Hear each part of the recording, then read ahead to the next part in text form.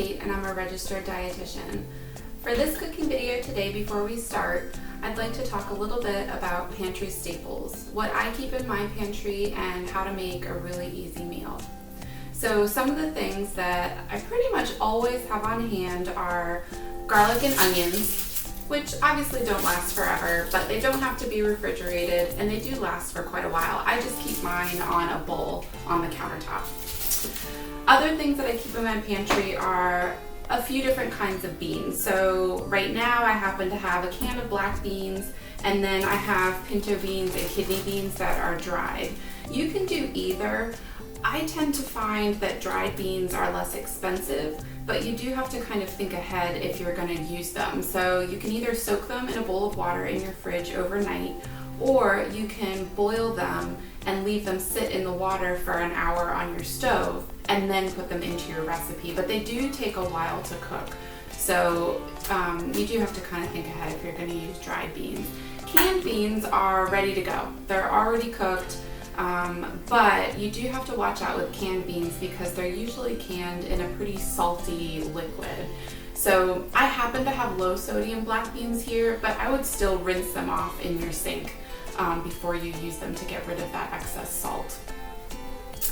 Other things that I keep in my pantry are usually canned tomatoes or tomato sauce of some kind because it's a basic ingredient in a lot of things, and throwing in a can of canned tomatoes can add some color and flavor to a dish that might otherwise not look very fun.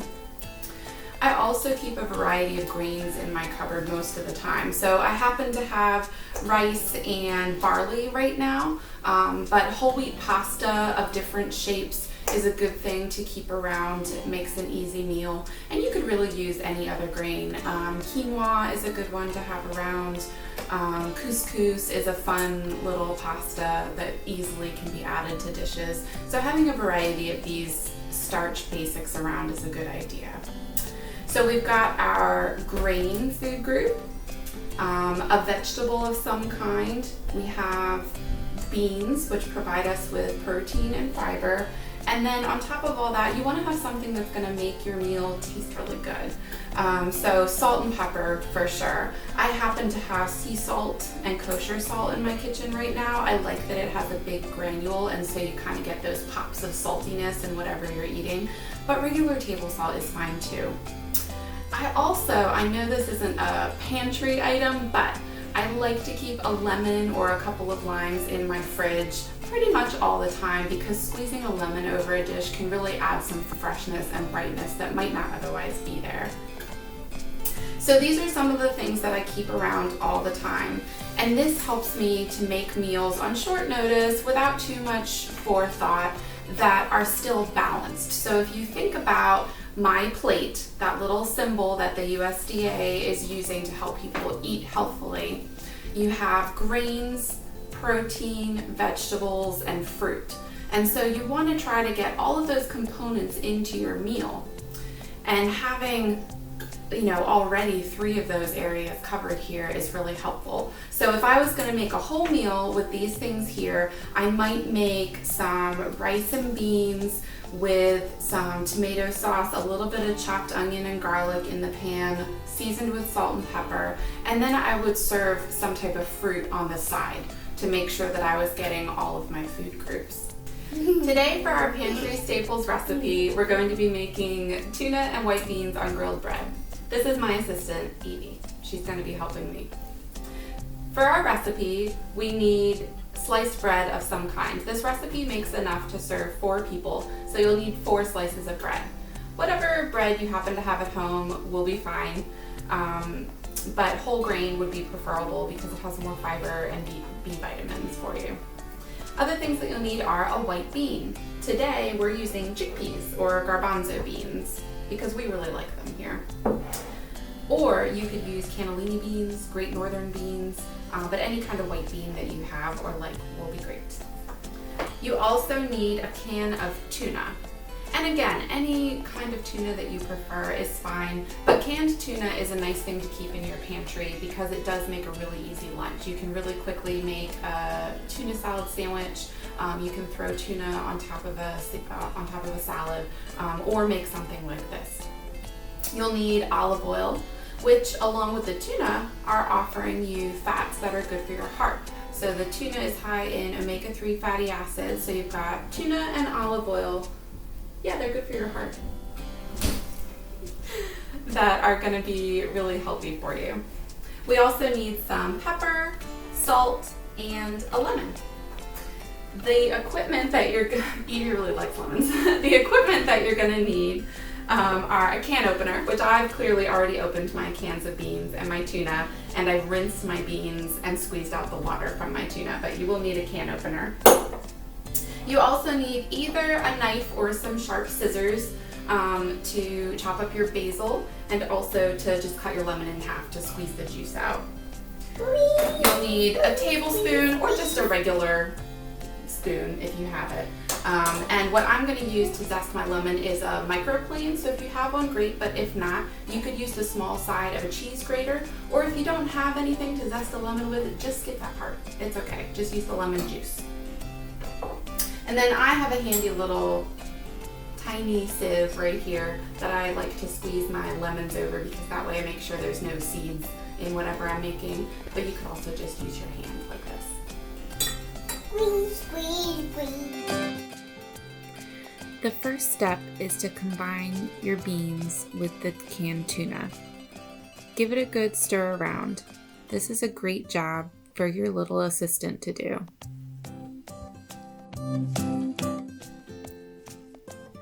While your assistant is working on stirring up your beans and tuna, you can work on cutting up the basil.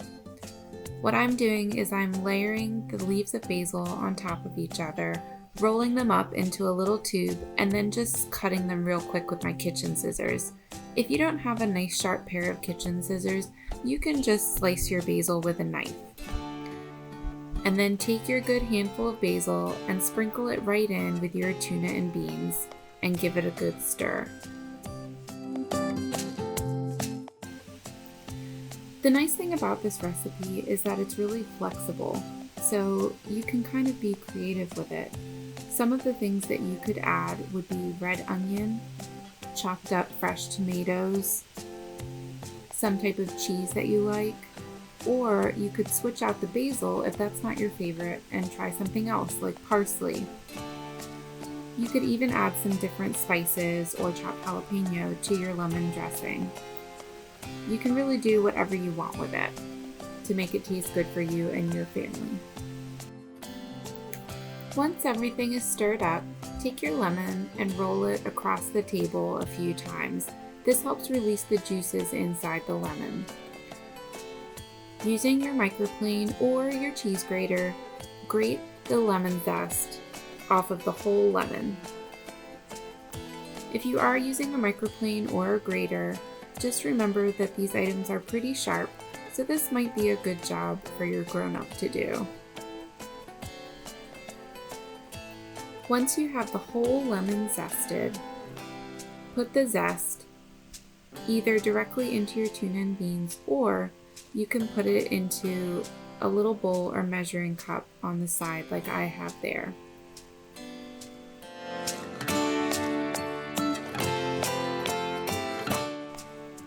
Slice your lemon in half and then squeeze it into your small bowl or measuring cup.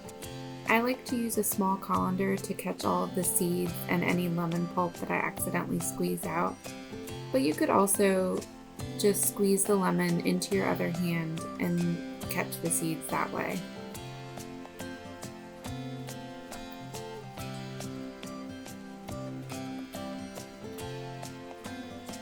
The next thing to add is 3 tablespoons of olive oil. Evie likes to hold the spoon for me and pour it in, which is a good job for her. One of the things that you can always work on when you're cooking with kids is counting. So she and I like to count things together, or she can help me get out the ingredients and we talk about what the ingredients are. So there's lots of things that you can work on in the kitchen with kids. We want to add a sprinkle of salt to our lemon olive oil dressing,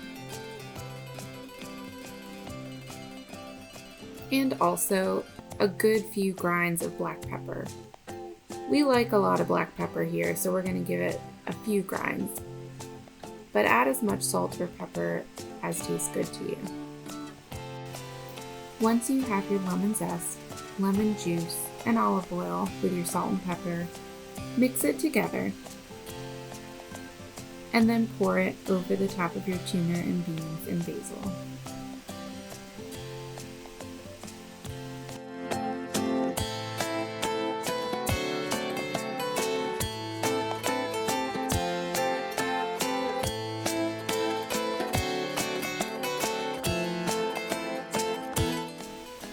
Give everything a good stir to mix the dressing around.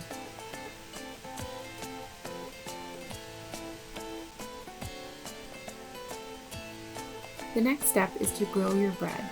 Heat up a pan and butter both sides of your slices of bread. Grill them in the pan until they're nice and toasty and brown on both sides.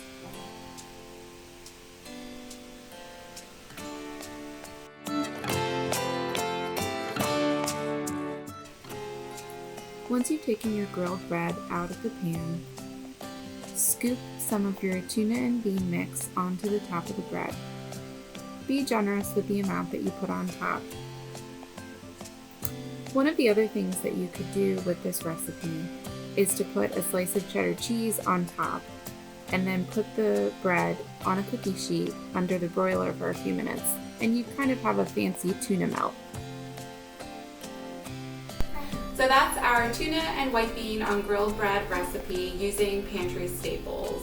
To make it a whole meal, you could add a cup of yogurt with some cut up fruit on top, and that way you'd be getting your dairy serving rich in calcium and a serving of fruit.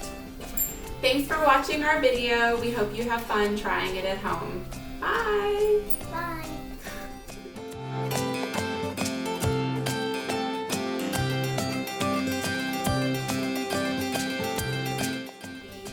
It could be a hearty snack, but I'd probably use it as a meal if you wanted to make on top. And that way you'd get your calcium-rich food in the yogurt and you'd get a serving of fruit.